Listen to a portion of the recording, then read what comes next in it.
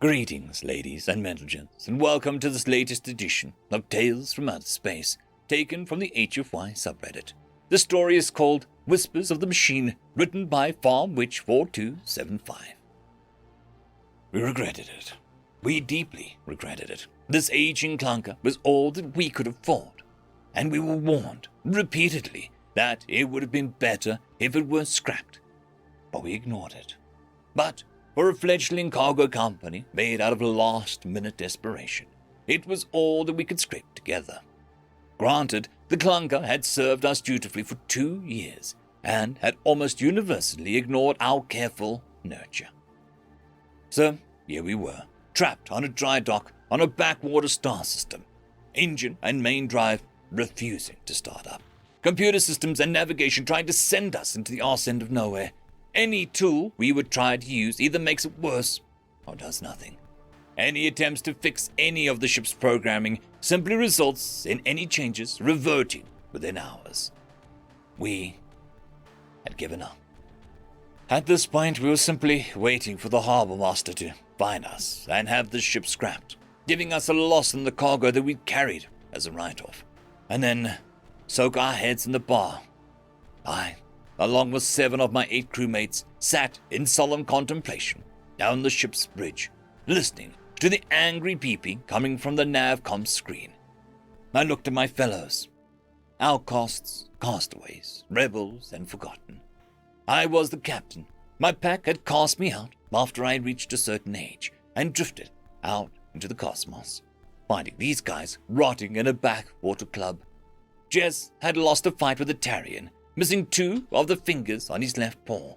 Ray and Rad were brothers, having run away from home only to get caught up in gang warfare. Laura and Amy were still barely out of being cubs, but every male was wary of going near them, as their past was one I refuse to speak of. Oliver was the ship's chef, alongside his wife Kayla. They were the odd couple out. Oliver was one of us, a Vulpinian. Kayla was a Felonid. She was the only non-Vulpinian on crew. Did we care? No, not even a little. She sat in her husband's lap as we waited for the harbor master to finally get tired of us and scrap our only remaining home.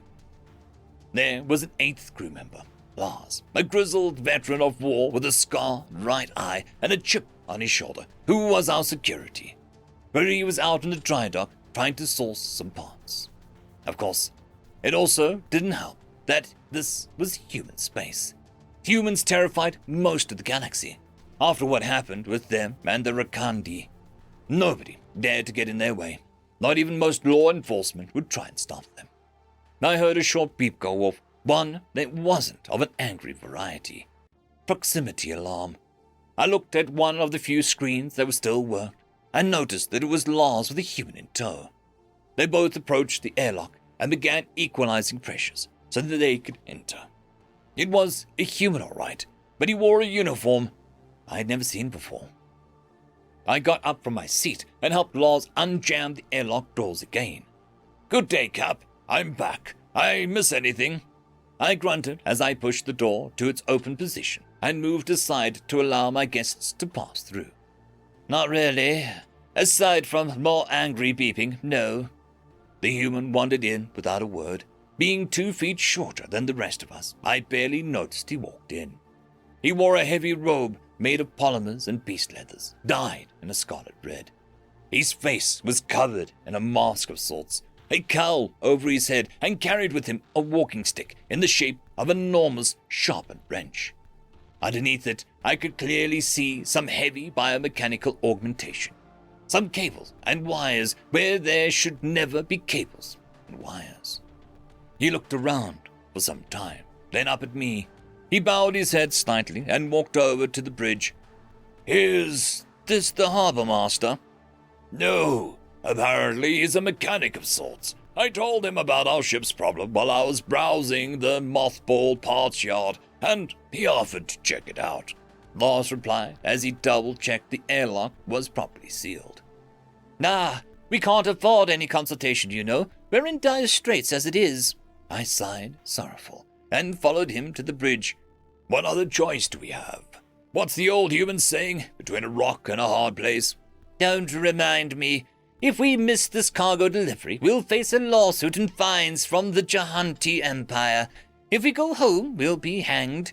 If we stay here, we'll suffer the human bureaucracy. Both of us shuddered in fear of that last one. The human was on the bridge, silently looking around. Eerily quiet, he stood in front of each component, occasionally extending his hand out and waving it about at whatever piece of machinery that he was looking at. Once or twice, he took out a cable from a wearable computer on his left arm and plugged it into the console, then stood silent. This behavior continued for about an hour as he moved his way through the ship, finally approaching the reactor. Each time he encountered a new machine, strange things seemed to happen. Screens previously thought broken or worthless turned on, displaying a strange code that we had never seen before, suddenly came to life near his presence. The drinks machine that we were never able to get working were to function and dispensed a drink in a can. Displays and boards that either gave us a lot of trouble or outright refused to work, even if they had been freshly replaced, suddenly came to life.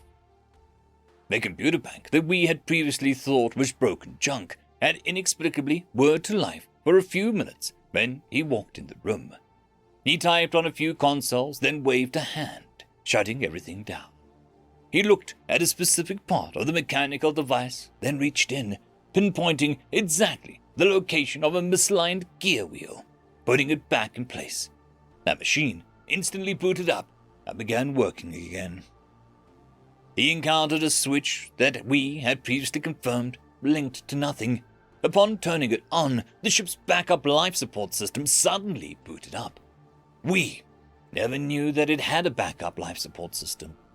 I personally went through the ship a dozen times over the last 2 years.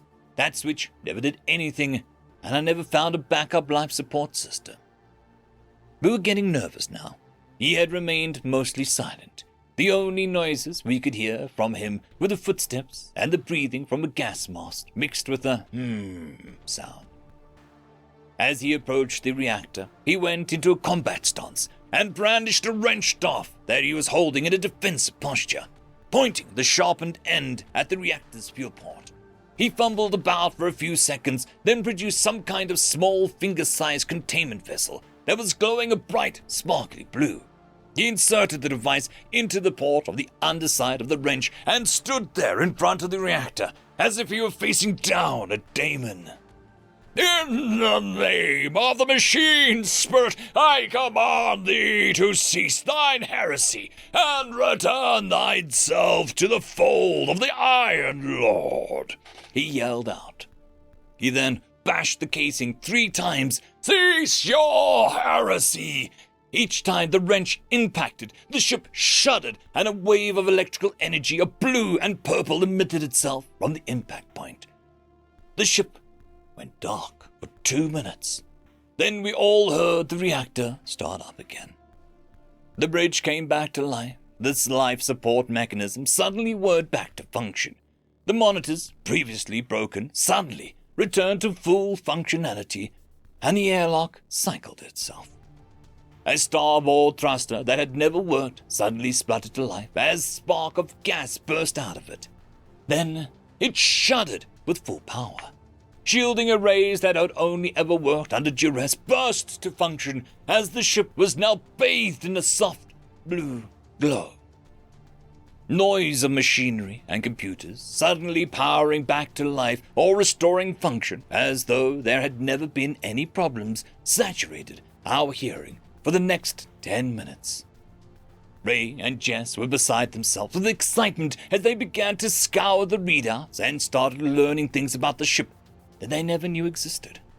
Within the space of a few minutes, the ship started to work as though it had just been released from a parent dry dock. The human then returned to the bridge and silently looked around for a bit more. He then looked at his wrench staff and removed the device he put in earlier. It was now glowing a dark purple, emitting a kind of energy that frankly scared me. He carefully placed it into a sealed container and then put it into his belt holster. He waved his hand, and the ship returned to standby mode, meant for dry dock or station operations. He took a more proactive approach this time, and started typing on the consoles and checking readouts. After a while, he seemed satisfied. The machine's spirit has been punished for its insolence and defiance. Its demands for appeasements have been met. However, please note the following, he said, his voice distorted by a mechanical monstrosity, as he handed me a datapad. I read them aloud to the crew. Starboard thruster needs to be replaced. Life support system backup needs new O2 volumetric scrubber. Defensive turret requires barrel replacement and, what the... I strained to consider the concept of the last item. Melody's call requests fuzzy dice? I looked at the human in pure confusion. He seemed to understand what was going through my mind. Melody's call is the ship's soul name. All ships have a birth name and a soul name. The fact that she told you this is proof that she trusts you. She wants fuzzy dice, the human responded. He reached behind him and retrieved a box that he was carrying on his back and rummaged around in for a few moments. He retrieved a pair of fuzzy fabric-covered cubes attached to one another by a strong cord. He then hanged it on the pride of place in the middle of the room from the ceiling. The ship seemed to respond to it. Somehow, it let out a soft groan of metal as if it was letting out a sigh of relief. Then the ship's noise dampeners kicked in, and beyond some beeping and normal noise, there was silence. Walk always in the light of the void, he said, gave us a bow, and walked out, the airlock opening, cycling, and closing with no effort. Within 2 days, we had completed the delivery with nary a problem for the entire trip, and had 6 months' worth of contract work as a result. The reactor seemed to gain more power faster. The shields were stronger and more flexible. The ship, after we replaced the parts on the list we were given, could suddenly pull off maneuvers that barely a month prior would have sheared it in half. Ray and Jess ended up putting a shrine of some kind based on an emblem seen on the human's cloak in front of the reactor. Every week, on Sunday, we would all gather in front of it, and Ray would use a socket wrench that he bought and gently tap the reactor, housing 3 times. The ship served us well for the next 30 years before it gave us any trouble. End of story. I would like to thank Inglet again for being our legendary Highlander tier patron. Thank you very much. Hope you all enjoyed the story. You know, the usual YouTube gumph. Yeah, have a good one.